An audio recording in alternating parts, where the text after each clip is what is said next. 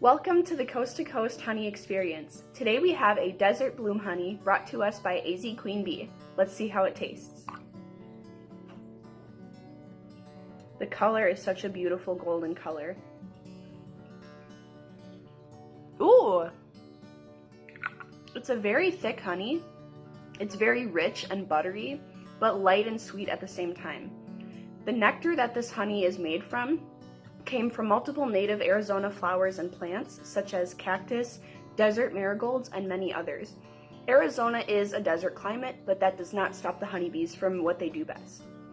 Audra, the owner of AZ Queen Bee, has a website that you can visit where she has a large variety of different honeys, creamed honeys, and even a fall special pumpkin spice creamed honey.